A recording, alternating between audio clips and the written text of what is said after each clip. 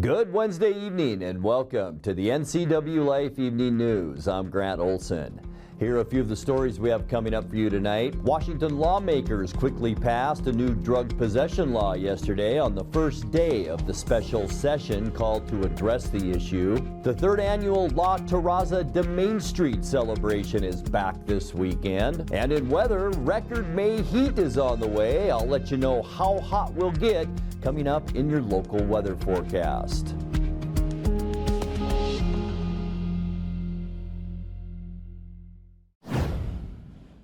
A Tuesday collision between a semi-truck and train resulted in no injuries. The Wenatchee Valley Fire Department says the semi-driver crossed the railroad spur next to the treetop facility in Old Station about 10:45 a.m. There were no signals or control arms at that crossing, and the lead engine of the multi-car train collided with the truck.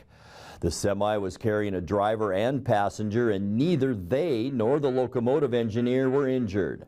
The truck and trailer were towed from the scene. The incident remains under investigation by Wenatchee Police and the Washington State Patrol, as well as Burlington Northern Santa Fe Railways. A 76-year-old East Wenatchee man is accused of unlawfully displaying a handgun toward another motorist on Tuesday afternoon while driving on Highway 2 near Monitor. Washington State troopers and police from other agencies caught up with the white Lincoln driven by Ralph A. Archer after it crossed the Otobashan Bridge and stopped on Eastmont and Baker Avenue in East Wenatchee. Troopers said Archer admitted displaying his Glock 40 pistol toward another driver after being cut off in traffic. Archer allegedly said he intended to give the other driver the finger and happened to be holding the gun in his hand at the time. He was cited on a gross misdemeanor charge of displaying a firearm and released after paying $1,000 bond. Fire destroyed an outbuilding at the Cashmere Municipal Airport today. Chelan County Fire District 6 says a burn pile spread flames to a nearby storage shed just off the small runway at about 10:30 this morning. The shed itself was a total loss, but firefighters were able to douse the fire and help prevent it from jumping to other structures. The single runway airport sits near Cashmere High School and operates only during daylight hours. Washington lawmakers quickly passed a new drug possession law yesterday on the first day of the special session called to address the issue. The compromise, which was signed into law by Governor Jay Inslee yesterday afternoon, makes drug possession and use in public places a gross misdemeanor. Legislators were facing a looming July 1st expiration of a temporary measure put in place in 2021 after the Washington State Supreme Court overturned the state's felony drug possession law. The bill passed the Senate 43-6 and in the House 83-13, with Senator Brad Hawkins and Representatives Tom Dent, Keith Gaynor, and Mike Steele voting for the passage. At the bill signing, Inslee spoke about how the bill was designed to encourage treatment. This is on the beam, in my view, to be as effective as possible to get people into treatment. And I believe that for some folks, having that sanction to help them make that decision, not all folks, not the majority of folks, but some folks need a shove to get into treatment. And the reason is because these drugs have stolen the free will of these individuals. And we love them, and we care for them, and we grieve at what they go through. And they need our help. And so our goal is to get them that help. And if it takes a little nudge, I'm fine with that. When we come back, we will let you know who is filed for various political offices around the area. Public Lands Commissioner Hillary Franz will make a stop in Wenatchee tomorrow. Confluence Health is the recipient of several achievement awards. And the third annual La Terraza de Main Street celebration is back this weekend. I'm Grant Olson, and you're watching the NCWLIFE Evening News. The filing period for candidates running for public office is halfway over today. Among the races shaping up, 2 candidates have so far filed to be Wenatchee's next mayor. City Council member Mike Poyer declared his candidacy for the office now held by Mayor Frank Kuntz. Two-time mayoral candidate Brian Campbell is also filed to run for that office again. In Leavenworth, former city administrator Rich Brinkman will challenge incumbent Mayor Carl Floria to run the Bavarian Village. And in Chelan, Mayor Bob Getty will face at least 3 challengers to retain his office, including former city council member Stan Morse. Candidates have until close of business Friday to put paperwork on file with their local auditor's office. Public Lands Commissioner Hillary Franz will make a stop in Wenatchee tomorrow. Franz will attend an event held by local nonprofit Cafe. Cafe, who works to advance community growth through education, also focuses on environmental justice and is a partner of the Washington State Department of Natural Resources program called Wildfire Ready Neighbors. Franz most recently made headlines for launching her campaign for governor earlier this month. While not all details of the event have been released, Franz will be at the Cafe office from 10 a.m. until noon. Confluence Health was recognized last week for their collaboration on an organ procurement that saved 4 lives. In 2022, Samaritan Hospital in Moses Lake recognized clinical triggers for organ donation while treating a patient and reached out to Central Washington Hospital after realizing the patient would need to be transferred to make donation possible. On Thursday, May 11th, the Excellence in Community Partnership Award jointly to both hospitals in a ceremony held by an organ procurement nonprofit Life Center Northwest. Central Washington Hospital was also awarded 3 metric-based achievement awards by Life Center Northwest. Along with the Community Partnership Award, Confluence Health earned the Organ Donation Process Excellence Award, the Collaborative Family Support Award, and the Honoring Donor Decision Award. The 3rd annual La Terraza de Main Street celebration is back this weekend. Put on by the Wenatchee Valley Chamber of Commerce Hispanic Business Council, the event will celebrate Latina culture and showcase small businesses in a pop-up street market. While there, community members will be able to enjoy performances by mariachi groups, folkloric dancers, and grab food from different vendors. The event will take place on Wenatchee Avenue between 1st and 2nd Street. You can stop by the free event this Saturday, May 20th from noon to 7 p.m. Coming up next in tonight's feature story, we will give you a tour of the brand new Veterans Hall on North Wenatchee Avenue. In weather, unusual May heat will produce record high temperatures by the end of the week. I'll have all the details in your complete North Central Washington weather forecast. That and much more still to come tonight. Please stay with us. Tomorrow morning, Dan Kuntz takes you inside the Wenatchee Valley's new Veterans Hall, offering services and social times for those who've served in our armed forces. Organizers told Dan the new location on North Wenatchee Avenue fulfills many needs for the veterans community, and they'll celebrate with an open house this weekend. In tonight's feature story, here's a sneak peek. It's funded by more than veterans. The community has funded this place. There's a board back there that you'll probably get to see later that has all these names on them. There are people that gave us cash donations, they gave us goods, they gave us their labor. The community effort has built this place, and people have been very outgoing to come to us. The community gave us all the supplies, the veterans gave us all the labor. Built by veterans for veterans. This is a Veterans Hall. We are working very hard for it to be used by veterans for veterans projects. The original Veterans Hall, not the original one, but it burned to the ground, and it was just an old house anyway. It probably didn't do you much good. And it wasn't really for your usages. Then you moved to the community center, and you lost your home there.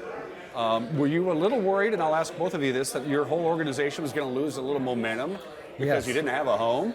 That's correct. And Mayor Kuntz stepped forward with conversation with George to get the ball rolling.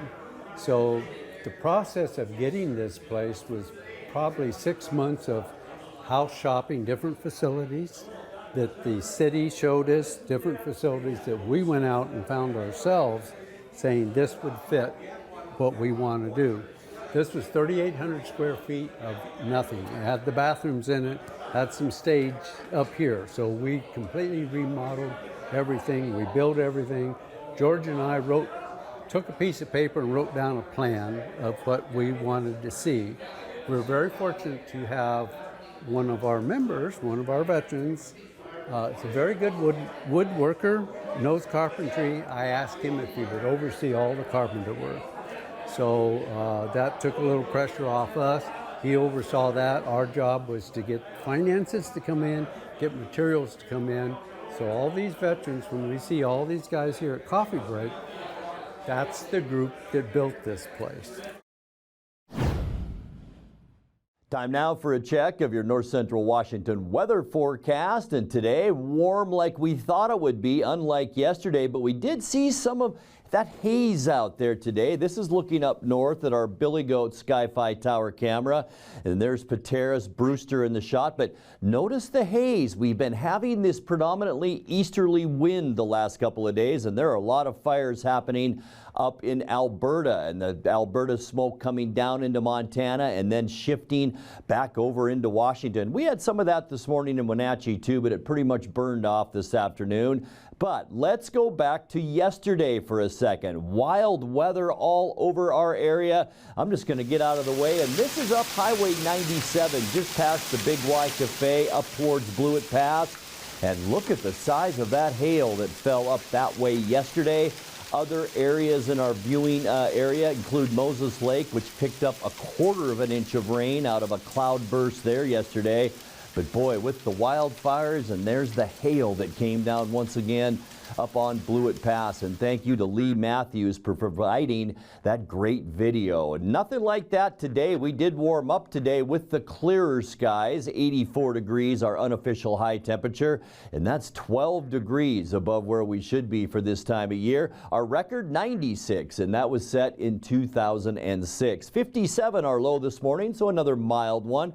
49 is where we should be for a low temperature this time of year, and our record set back in 2011 at 37 degrees. Still at 2.74 inches of precip for the year. We've been stuck there for a while, and that means we are now almost 7/10 of an inch behind where we should be for this time of year. 5:22 our sunrise this morning, and the sun sets tonight at 8:33. Taking a look at what we can expect in our Thursday weather, a chance for thunderstorms maybe in the afternoon. They will be isolated, and we're going to warm up tomorrow. 90 for Moses Lake and Ephrata, 89 in Quincy, also Wenatchee up Highway 97, Chelan 89, Omak, you will see 89 degrees tomorrow, and a beautiful one up here heading to Leavenworth tomorrow. Afternoon high temperature right around 87. Tonight we can expect mostly clear skies. There is a ridge beginning to nudge up and over the Pacific Northwest. Small area of low pressure really not doing anything. We'll see mostly clear skies tonight and mild temperatures, very mild with lows in the low to mid 60s. And now the heat for Thursday. Increasing clouds. We could see a swath of thunderstorms in the afternoon tomorrow. Very hit and miss, 20% chance. Going to be hot too. Tomorrow's high temperatures right around that 90-degree mark. And here's where we really get hot. Sunny for Friday with high pressure off the coast, dragging that warm weather up. Clear skies on the coast. 88 is our record high. We are expecting low to mid 90s for a high temperature on Friday. And folks, even hotter than that on Saturday. Sunny, our record 89 for Saturday. We expect highs with clear skies in the mid 90s. So we are going to obliterate our old record highs both on Friday and Saturday. Getting into Sunday, this is where we're going to see a bit of a weather change. Our high pressure shifts north, and that will grab some cooler northwesterly air, and it'll bring it back into Washington. We're talking highs in the low 80s. Windy conditions as well on Sunday, so be aware of that. We're still going to see some breezy conditions on Monday, mostly sunny. The cool down continues on Monday. High temperatures back down into the mid 70s, and then for Tuesday at the end end of our forecast. We do expect once again mostly sunny skies. We're going to call it seasonal high temperatures with highs on Tuesday once again in those mid-70s. So after the hot weather, the cool weather will follow. 63 overnight tonight. We'll see a chance for those isolated thunderstorms tomorrow, and 89. And these 2 days, Friday and Saturday, are record high days. 93 for Friday, 94 on Saturday. And then our weather begins to change. Windy conditions on Sunday and 83. And then much cooler on Monday and Tuesday. High on Monday at 75. And for Tuesday, sunny skies and 74. And that's a look at your local weather forecast. Coming up next, tonight's sports report with Eric Granstrom and more as the NCWLIFE Evening News continues right after this. Luis Castillo got a rude welcoming by Boston yesterday as the Red Sox hammered him for 7 runs in a 9-4 win over the Mariners at Fenway Park.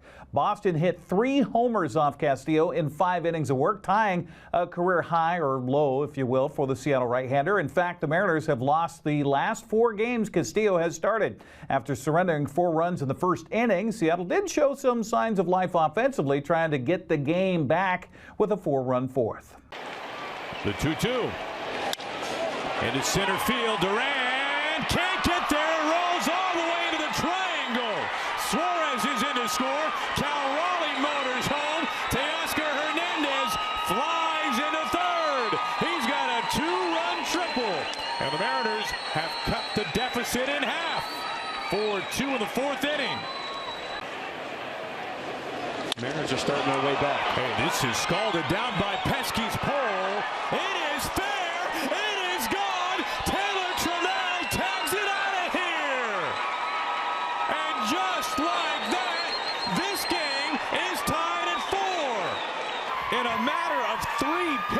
The Mariners get 4 runs.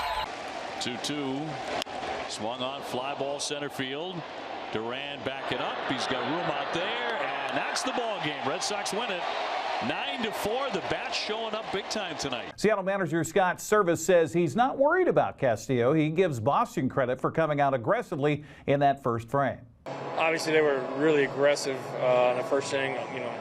Right on Luis Castillo, basically whatever he was throwing up there. He left some pitches in the middle of play, but they were after it attacking-wise. Thought we did a nice job, kind of the rally there in the 4th inning. Big 2-out hit by Teo, and then Trammell with the big homer, but after that couldn't shut him down. So very uncharacteristic of Luis. You can usually make adjustments mid-game, and I thought he kind of got it rolling. That's a tough lineup in this ballpark. It's with all those lefties in there, it is a tough lineup to navigate through, and they were on them tonight. They hit the ball. They squared some balls up, hit some big homers. Going to come back and win the series tomorrow. Yeah, he has left some pitches in the middle. He is one of those guys that, he gets away with it once in a while because he is deceptive and his delivery is so different. But against a, quality ball club like that with all left-handed bats, you can't make too many mistakes in the middle, and that's what he did early in the game. And then they kind of got on him there in the 5th to knock him out. So, again, I got to give him credit. It's a really good lineup over there. We're going to come back tomorrow, focus on putting points up there and win the series. A lot of big hits. Tail, good night. Big 2-out hit. Taylor Trammell got into one. We know what kind of power he's got. So again, we get the leadoff double in the 5th, get him over to 3rd. Those big at bats like that in that course of the game. We're going to need to score a lot of runs, and weren't able to get them in there. And they came back in the 5th on us and kind of made the separation in the game. Seattle and Boston wrap up the 3-game series today. That is a matter of fact right now on Root Sports Northwest. Texas is off to a hot start of the season and holds a 3-game lead over Houston in the American League West standings. The Angels sit in 3rd, a game and a half in front of the Mariners, who are 21-21. Oakland languishes at the bottom of the division, just 10-34. Checking the rest of the AL West scores from last night, Ryan Montcastle and Ryan O'Hearn each homered, that is, for Baltimore in the Orioles 7-3 win over the Angels. Adolis Garcia and Esquivel Duran each homered in the Texas 7-4 win over Atlanta. Garcia now has 11 round trippers on the season. Houston hit 3 doubles and scored 4 runs in the 4th inning for the Astros as they beat the Cubs 7-3. Houston ended up with 6 two-baggers in the game. Well, announced attendance in Oakland last night was 3,261. Only a few of those remained 4 hours and 12 innings later to witness a rare win for the A's as Estuary Ruiz walked it off with an RBI single to score Ramon Laureano in the bottom of the 12th. They had to play 2 extra holes to determine a medalist in the District 6 4A golf tournament to Rock Island yesterday. Eastmont's Cal Anderson and West Valley's Brady Comstadius finished the 2-day tournament tied at 149, so they went to a playoff, with Anderson finding himself in trouble off the number 1 tee after losing his ball. He had to get up and down to force a second playoff hole.